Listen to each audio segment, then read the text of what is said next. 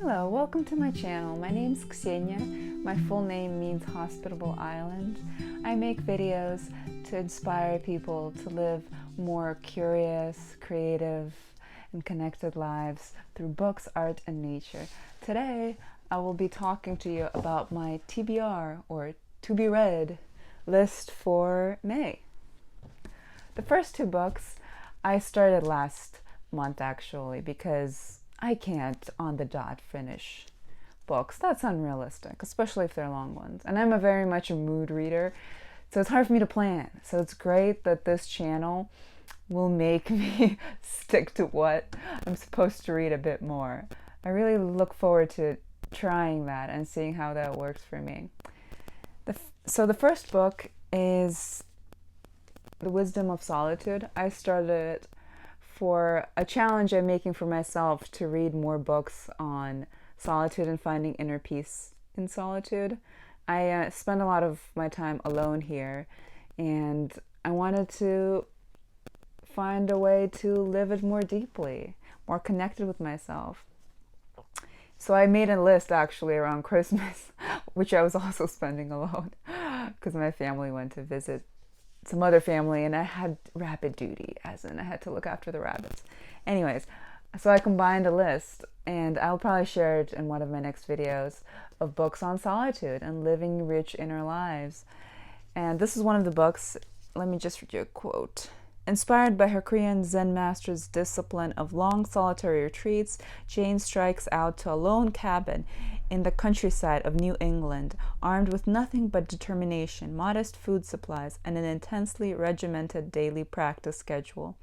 The unfolding story of her experience is threaded through with Zen teachings, and striking insights into the miracles and foibles of the human mind when left to its own devices, with little distraction at hand. Both entertaining and inspiring, The Wisdom of Solitude offers a poignant testament to the benefits that reflection and retreat of any duration bring to our lives. I'm like halfway through, and I came across this beautiful passage. It could end right here by saying, "This went on for the next 99 days, the end." The reason not to stop here, though, is this. If you keep practicing beyond 1 day, 1 month, or 1 year, your mind and heart become bigger and bigger. There is nothing new, really.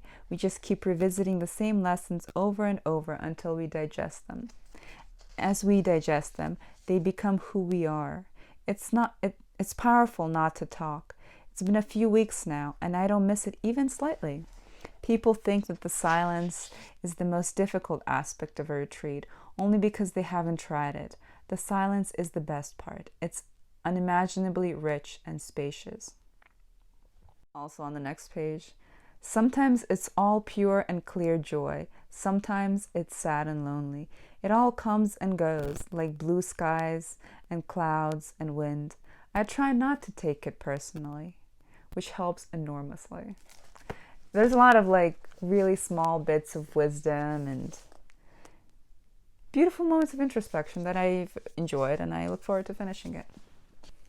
So the next book I also mentioned in one of my previous videos, for spring actually, but this book is part of a series of 6 books, which is kind of autobiographical, but he does put it in fiction because I think he took a little bit of license to embellish some things or change names, etc., because he wants to respect the privacy of some people, I suppose. And I plan on reading all 6 books. As I mentioned in my previous video, he is somewhat Proustian. It's a very stream of consciousness kind of writing. He notices minute details, very rich, small details, in a way that can sometimes be a tiny bit tedious, but at the same time, after reading him for 100 pages, after reading this book for 100 pages, the other books are a little bit shorter format. And after reading it, I was just walking around and really enjoying the small details, thinking about how would he see this little detail? How would he feel this landscape, even if it's somewhat not exciting, not somewhat bland. Like, what details would he notice? He is such a sensitive guy, like very attentive, very intuitive, and his writing is so raw that it's sometimes a tiny bit repulsive because we want to deny parts of ourselves. We want to disown parts of ourselves that we think aren't pretty, that we think aren't acceptable by society, that we feel guilty for. We all feel guilt and shame over some things, but he shines a spotlight on them. And because I've been reading him for a while now and have gotten to know him, I accept him in his entirety. And I really love him as a narrator. Yes, there are some pages where I'm like, okay, that's not, I'm not going to remember that. But overall, his attention to detail and his sensitivity to his own psychology and his love of his children, his love of nature, his observations on the transitions in our lives, it's all just so beautiful. I know I will be reading all of his books. Yes, maybe not one right in front of the after the other, but I will be reading all of his books. So I would highly recommend him. He looks grumpy and unhappy, but there's a lot of joy in his books. There really is. So the next book is a classic by Edith Wharton, Ethan Frome. I've actually never read any of her books. I watched The Age of Innocence a long time ago, and I liked it, but I've never read any of her books. I've read books on her gardening experience. One of the gardening books I read, which was very interesting, but I've never read her books. So if you think I should read a different one after this, that's your favorite, let me know which one. I've heard that this is like her masterpiece, so I want to start with it. So the next book is a nature book. I mentioned it in my previous huge haul, and it has a gorgeous cover. In the little blurb it says, drawing on a wealth of experiences from a lifetime of watching and thinking about wildlife and natural landscapes, the Moth Snowstorm not only presents a new way of looking at the world around us, but effortlessly blends with it a remarkable and moving memoir of childhood trauma from which love of the natural world emerged. It is a powerful and wholly original book, which comes at a time when nature has never needed it more. Yeah, I can relate to childhood trauma being healed by the natural world. I don't know what kind of bad trauma his was. Mine was just like a sensory overload from the city and from societal expectations to use my intelligence in a more profitable way instead of going after my creative pursuits like painting and poetry and writing. But he probably has other traumas that I really look forward to reading about. It's a beautiful blend. It sounds like a beautiful blend of like memoir and nature and poetical writing, introspection.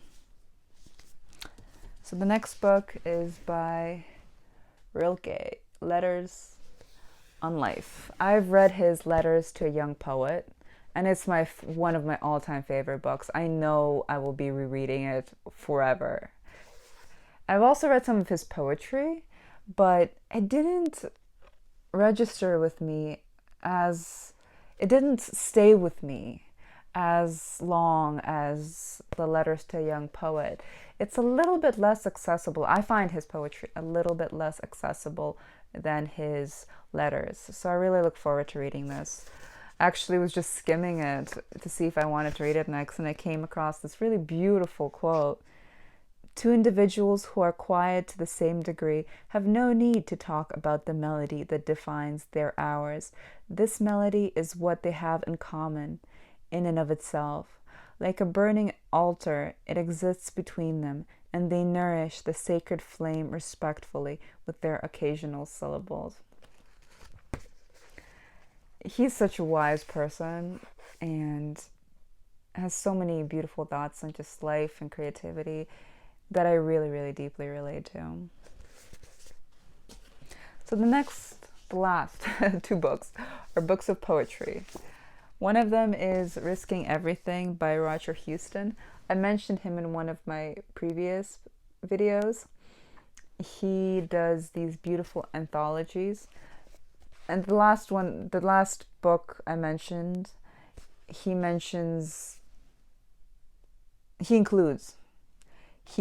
reflections. Here it's just an anthology of 110 poems of love and revelation. But I've been skimming this book and reading the other ones.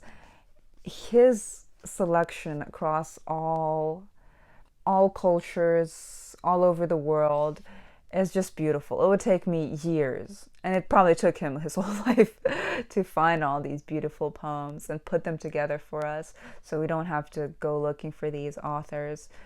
And of course, like, I love the fact that it's kind of like a sampling. So if I really resonate with one author, I can go to the library or go online and find other poems by them to read further. The last book is by Joyce Sutphin,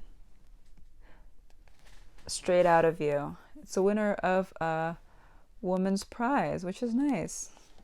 I got it at a random poetry lot last year, and I will finally get around to reading it.